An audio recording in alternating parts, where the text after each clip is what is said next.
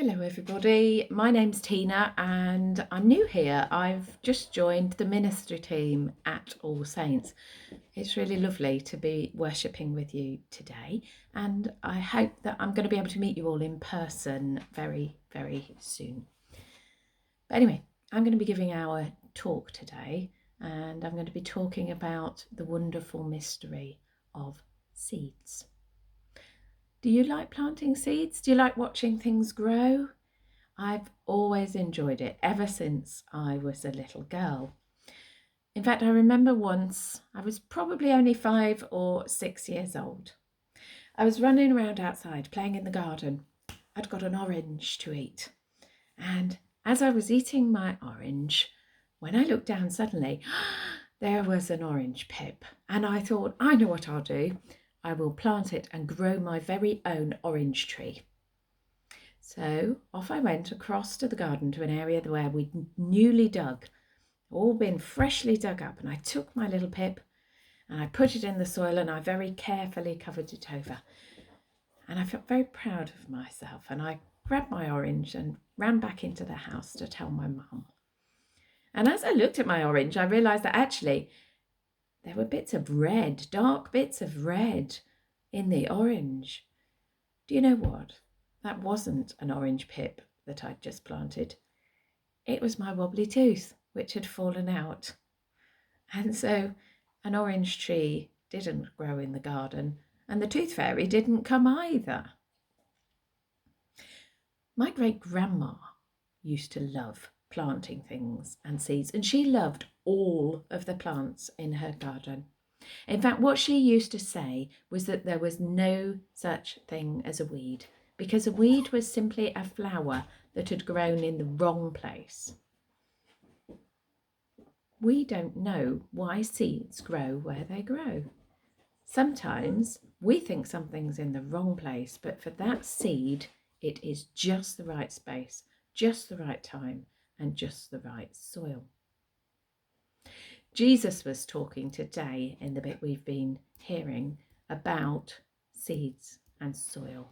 And he was using the seeds to explain about the good news of the kingdom of God. So if you imagine in Jesus' story, the seeds are the good news. They're the kingdom. They're the story of God's love for us. And the soil, well, the soil is the people. It's people like you and like me and our friends and family. So when the good news comes, the seed of the good news comes to people, comes to the soil of the people that it's meant for. Sometimes someone might be like the good soil. They hear the news of Jesus and they think it's the most amazing thing. And it really transforms their life and changes the way that they are. They're like the good soil. But sometimes when the good news comes, it's a bit like it falls on that stony ground or on that path. It simply gets swept away by other things, or else it grows up really quickly for a little while and then it fades away. Jesus told us in this parable, in this story, how the seeds would grow. He didn't make any comment on what kind of people were like the good soil or the path or the rocky place. He was just telling us what would happen to the seed when it grew. And I think seeds are like that. And I think sharing the good news with people is like that too. We don't know what the soil is like. We don't know if the time is right. We don't know if that seed is going into the right place for that seed to grow and flourish. Because just like when we plant a real seed in the garden, it's all a bit of a mystery. But we shouldn't be disheartened even when we go to somebody and we give them the seed of the good news if they don't seem very interested or they don't seem like they want to know. The reason that I think that is because I like to think about the seeds of the plants in the desert.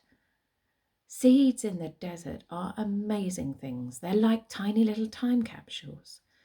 When a flower goes to seed in the desert and that seed falls down into that sandy, dry ground, There's no way of knowing when the rains will come to water the seed.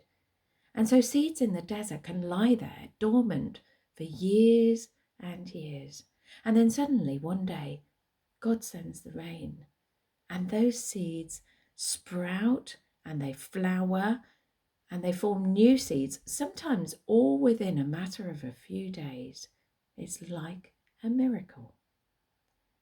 So when you go out with your seeds of the good news of the love of Jesus Christ and the God who created each and every one of us and each and every tiny seed, don't be disheartened if someone doesn't seem to listen, because you're placing that seed in the soil of their heart, and one day God may send the rain to water it and make it grow. Go out, scatter the seeds of the good news of the kingdom of God and the love of Jesus Christ to everybody you meet, because who knows, one day you may have a flower meadow growing. Amen.